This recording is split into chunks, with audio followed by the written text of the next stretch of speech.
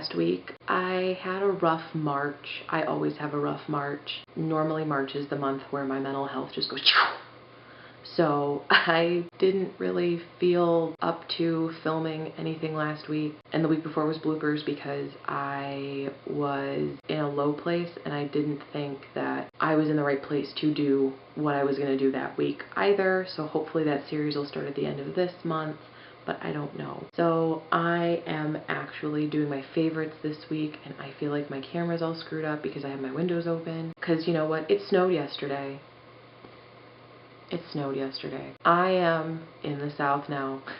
I moved out of Indiana. I'm in Arkansas now, and there was snow on the ground yesterday morning. I was very unhappy about it. I was just like, I moved south to get away from this stuff. Why is it following me? I was very unhappy that it was following me. But there's no snow on the ground this morning. This week is supposed to be up in like the 50s, the 60s, and I think into the 70s, which is weird for me for April, but I feel like I came down in the rainy season, so there's been a lot of rain recently. Like, one of my favorites has for sure been my rain boots, which I'd never owned in Indiana. I lived in a place in Indiana that was right off of Lake Michigan, so we got a lot of snow, we got a lot of rain, we got a lot of precipitation. And I never owned a pair of rain boots. So when I came down here and like my parents are building and everything is red clay. So the moment you start digging up the ground, everything turns red. It's like a new penny. It's absolutely beautiful, but it gets everywhere and everything is red. And I was just like, man, I don't want to be like walking around my house in my shoes without a pair of rain boots. And I don't actually have my rain boots here. They're actually at the build site because I wear them every single day when I'm out there, because that's basically what I've been doing the entire month of March, is seeing my parents' log cabin being built, which is a really cool process. The guys are all really nice, but that's basically been my month, is I've been out at the build site. I've been spending a lot of weekends by myself, so I've kind of had some issues with my own mental health, and I didn't really want to like bring that into my videos. So that's why March was kind of for me. But my rain boots are definitely one of my March favorites because I think I wore them every day in March. Every day in March and like half the days in February. Actually, no, like 2 or 3 days in February, because at the time I was not going every day. I feel like in March I had some like weird favorites because I didn't do much in March. I spent a lot of time watching TV, which normally I don't do. Like, normally I don't watch TV, but the second half of March I was just like in such a funk that I spent hours and days just sitting on my couch watching Netflix. And I kind of found my resurgence of my love of Netflix comedy specials. I watched 6 or 7, actually, I think. I watched Liza Schlesinger's, all 3 of hers, at least 2 or 3 times each, because she is one of my favorite comedians, and I discovered her like a year ago, and she's amazing. Amazing. I watched Gabriel Iglesias, who was a comedic favorite of a lot of my roommates in college, and I've watched a few others that have been funny, but not as funny as like those 2 comedians, just because that's more my speed. Which sounds kind of funny when it comes to comedy, but I've just been watching so much TV lately and trying to cheer myself up that comedy specials have really helped. So that was definitely another favorite in March. But now I'm going to get to my tangible favorites. Like, I actually have them sitting next to me instead of like, I'm going to tell you about my favorites. And again, I'm looking at my monitor because the lighting in here, I'm still learning this setup. I'm sitting on the floor, which I find to be very nice, and I don't know, I think I'm in focus. I'm hoping I'm in focus.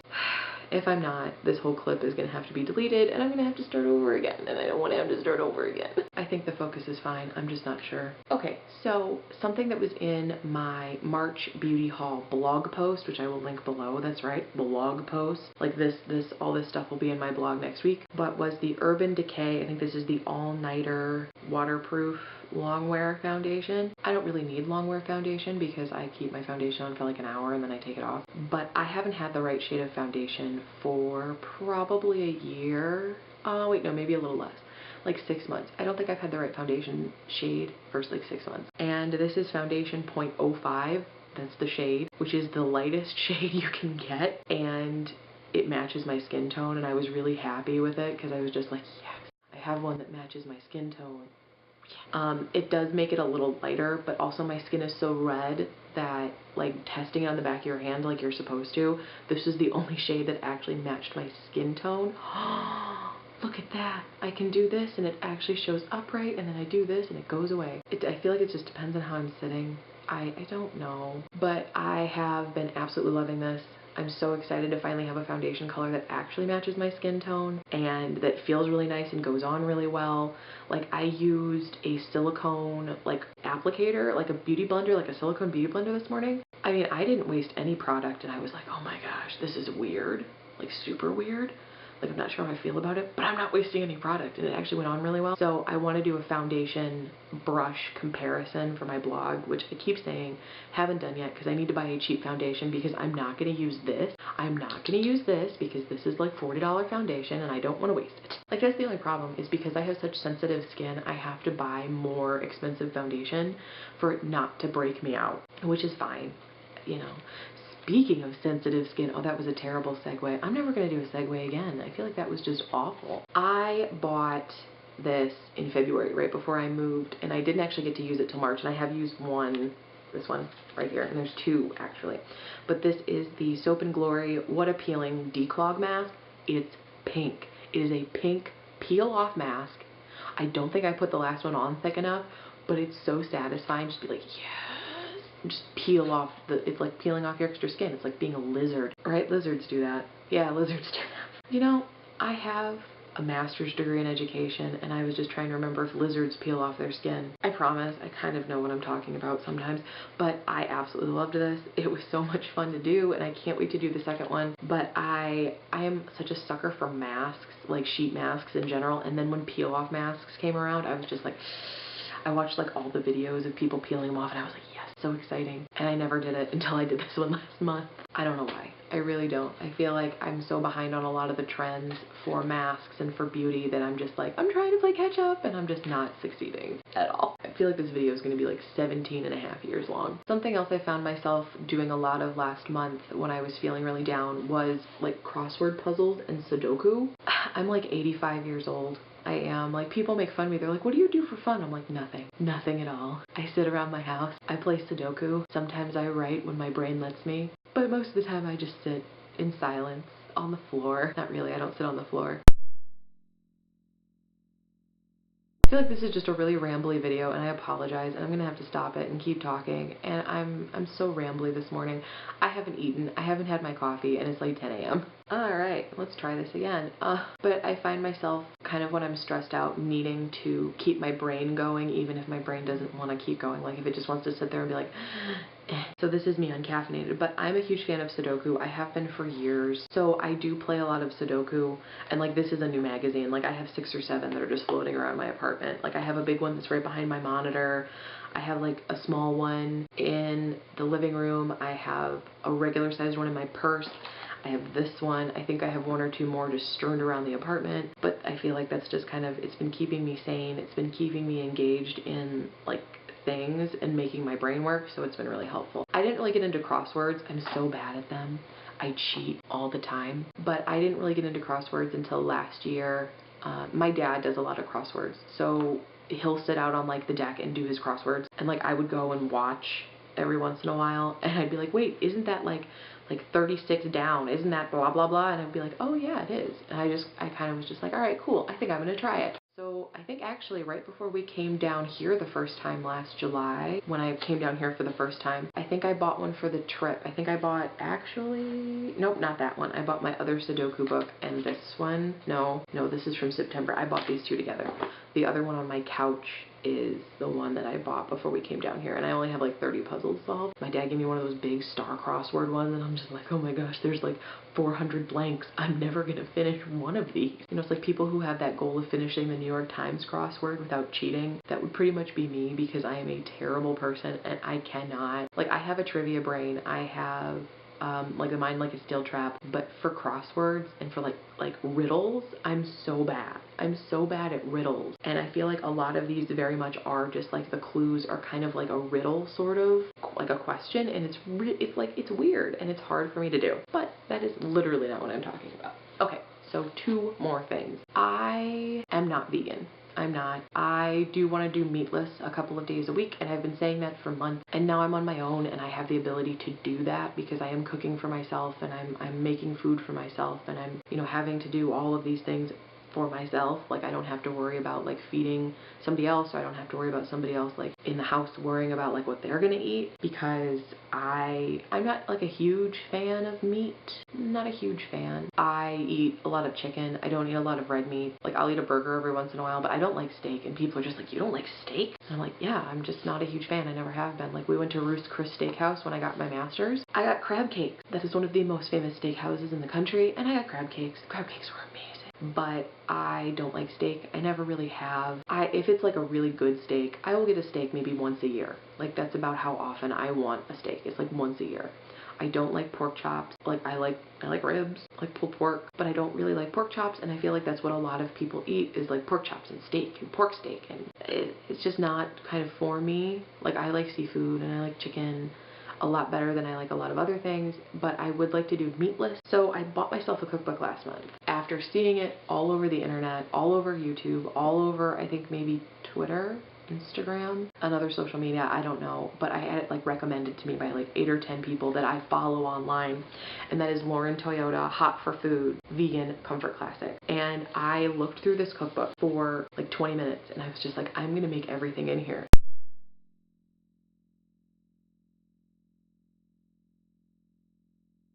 Like, sometimes you see these vegan cookbooks, and I have a few, and it's like, oh, all of this really complicated stuff, and it doesn't sound good, and it's not, you know, like comfort food. And then I got like this cookbook, and I'm just like, yes, every recipe in here I want to try.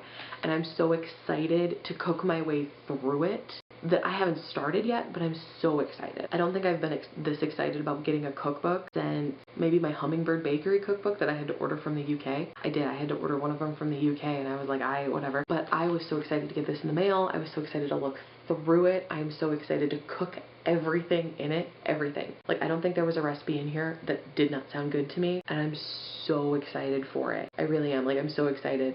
I'm so excited that this cookbook exists. I'm so excited that I get to cook from it. I mean, look at this food. Like, look at this food. It looks amazing. It looks awesome, and I'm so excited, and I can't wait to start cooking from it. It's just, I'm so excited. Like, again, I don't think maybe I've never been this excited about a cookbook, but I opened this one up and I was like, I need to make everything. Okay, last thing. I'm trying to be so careful because I don't want to hurt it, because this was an early birthday present. I have wanted the thing that I'm going to show you since 2011. Again, I worked for a student radio organization. I worked with a lot of hipsters. Is hipster still a thing? I have no idea if hipsters are still a thing. I'm gonna stretch my leg out. I have no idea if hipsters are still a thing, but I worked with a lot of hipsters, and they all made me want a record player. Now, I have wanted a record player for 7 years now, 6 years now. I don't know, whenever 2011 was, like fall 2011, when I started working at the radio station.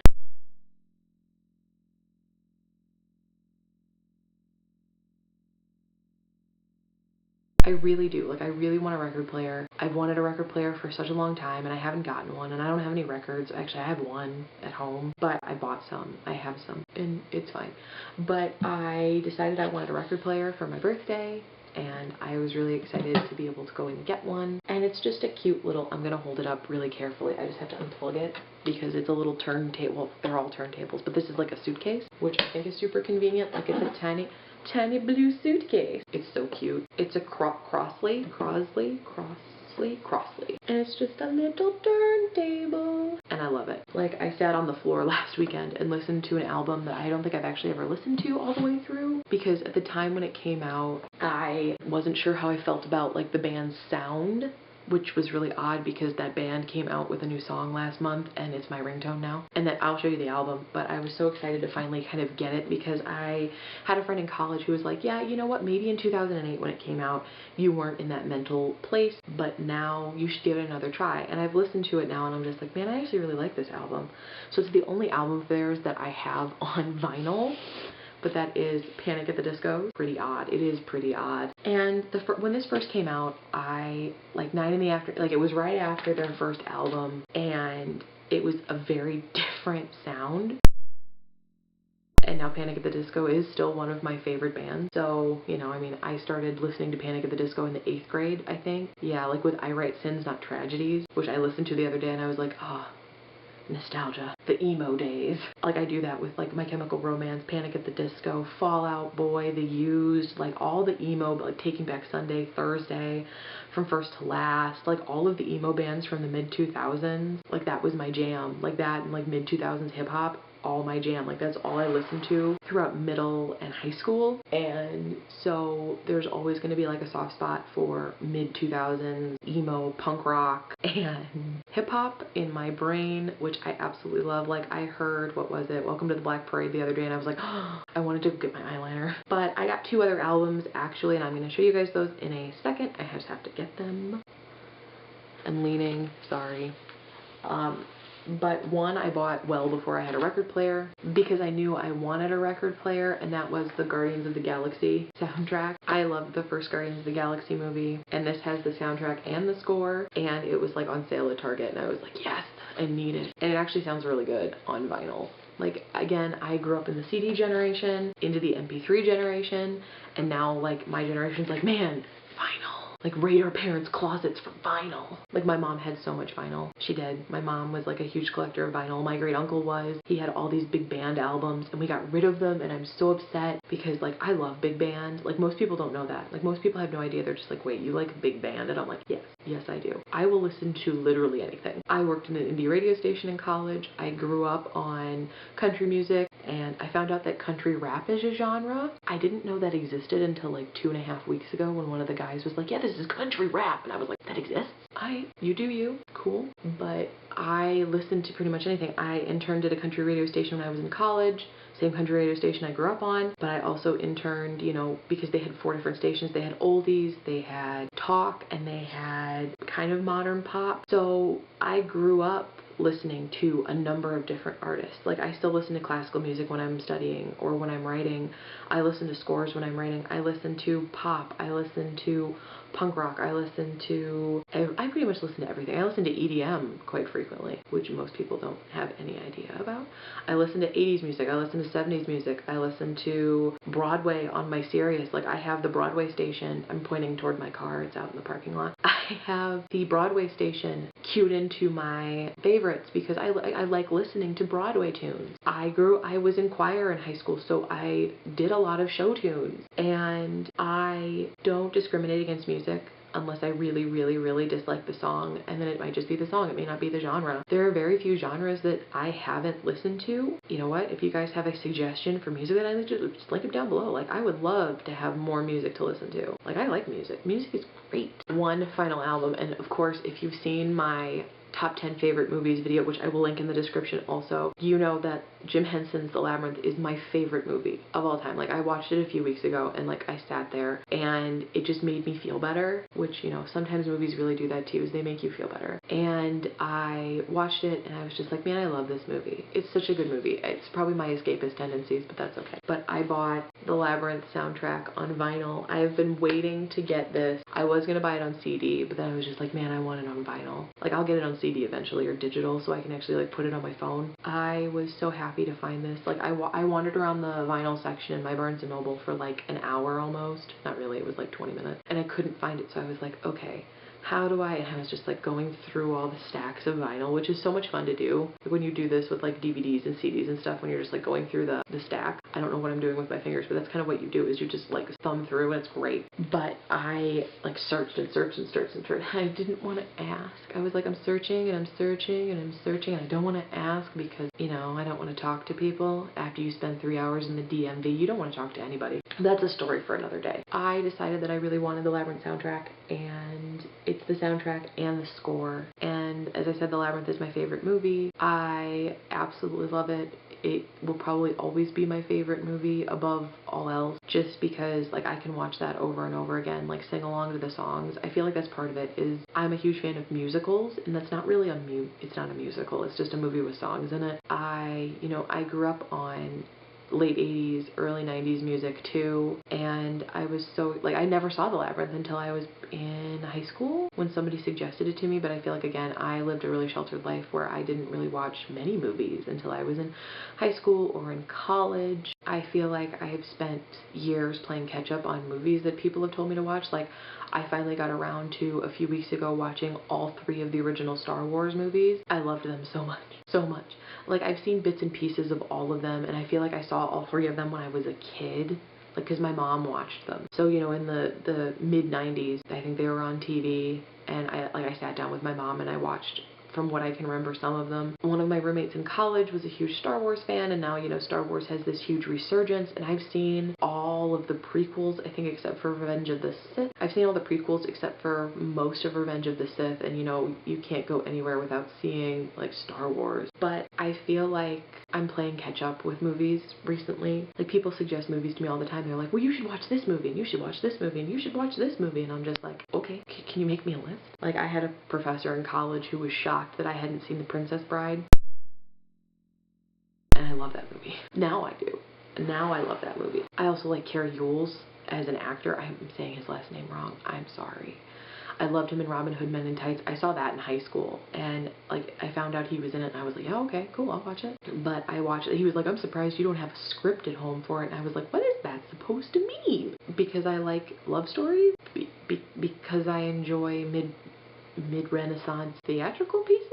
I'm still really confused by that, and I never asked him, like, why do you think I'd have a script at home for The Princess Bride? Like, I still don't get that. But you know what? I've been rambling and rambling. This is going to be like a favorites video / rambling video, because I feel like I had a lot of things that I wanted to say. And I've been watching a lot of videos like that where it's just more of a live chat video plus like other things. So I feel like maybe that's kind of what's inspired today, just because I've been having such like a low sort of few weeks, and you know, talking to my camera and then putting it on the internet is a very interesting way to get those feelings out there. But I guess that's what I'm doing. So you know, I don't know, I have no idea. Alright, you guys, I think that is it for me this week though, so I will see you guys next week with another video. I hope you have a great week.